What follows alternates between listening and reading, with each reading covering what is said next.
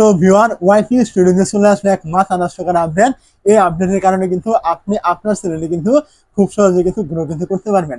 তো এই আপডেটে কি কি বলা হয়েছে এবং কিভাবে আপনি আপনার চ্যানেলটি গ্রো করবেন, এই আপডেটের মাধ্যমে দুইটা বিষয় কিন্তু একদম ক্লিয়ার করে দিব। ভিডিওটি না টেনে আপনি সম্পূর্ণ কন্টিনিউ করার চেষ্টা করবেন।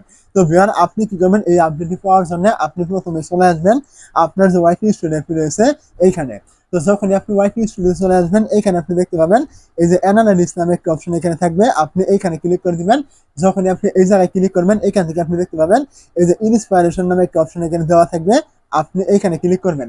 যখন আপনি এই জায়গায় ক্লিক করবেন, আপনার সামনে কিন্তু এরকম একটা অপশন কিন্তু এখানে শো হবে, দেখতে পাচ্ছেন সার্চ টপিক নামে। তো আপনি কি করবেন, এই জায়গায় ক্লিক করবেন।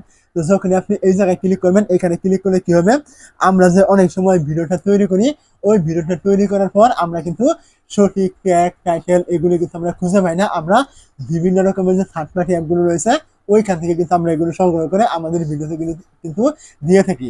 যেটা কি হয়, এটা কিন্তু আমাদের এসইওটা কিন্তু একদম 100% কিন্তু হয় না, ওইটা কিন্তু কমতে থেকে যায়। কারণ আপনি জানেনই না যে একটি টপিক আপনি তৈরি করেছেন ওর সঠিক টাইটেল কোনটা হবে, কোনটা লিখে লোকজন কেমন সার্চ করছে, কোনটার ডিমান্ড কেমন রয়েছে। এটা কিন্তু অন্য থার্ড পার্টি কোনো অ্যাপ কিন্তু আপনাকে মানে বলে দিতে কিন্তু পারবে না, তারা একটা আনুমানিক ধারণা কিন্তু দিয়ে দিবে। কিন্তু এইখান থেকে ইউটিউব কিন্তু আপনাকে নিজে বলে দিবে যে আপনার এই ভিডিওর টপিক, আপনি এই টাইটেলগুলো ব্যবহার করলে আপনার ভিডিওগুলো র্যাঙ্ক করবে, এই টাইটেলগুলো লোকজন লিখে সার্চ করছে। ইউটিউব কিন্তু এটা আপনাকে নিজে বলে দিবে। এটা কিন্তু আপনার অন্যান্য থার্ড পার্টি অ্যাপ থেকে কিন্তু অনেকটাই বেশি কার্যকরী, কারণ এটা কিন্তু ইউটিউব নিজে বলছে। অন্যান্য অ্যাপ আপনাকে ধারণা দিবে, ইউটিউব কিন্তু এখানে জানে যে কে কেমন সার্চ করছে, এটা কিন্তু ইউটিউব জানে। যার কারণে আপনার এই টাইটেলগুলো দিলে কিন্তু আপনারই কিন্তু এসইওটা মানে অনেকটাই কার্যকরী হয়ে যাবে।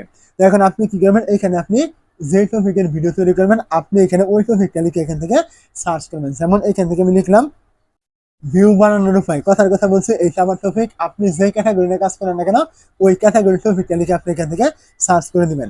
যখন আপনি এখান থেকে সার্চ করবেন, এখান থেকে দেখতে পাবেন আপনার সামনে।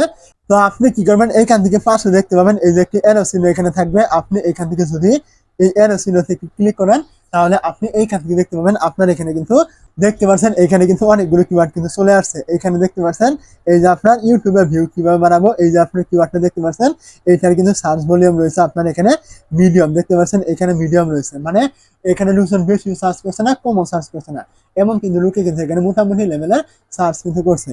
তারপরে এখান থেকে দেখতে পাচ্ছেন অনেকগুলো মিডিয়াম রয়েছে, আবার এখান থেকে যে লো রয়েছে, মানে এগুলো একেবারে সার্চ করে না। এই যে কিওয়ার্ড গুলো রয়েছে এইগুলো কিন্তু আপনাকে এখান থেকে বেছে বেছে কিন্তু নিতে হবে।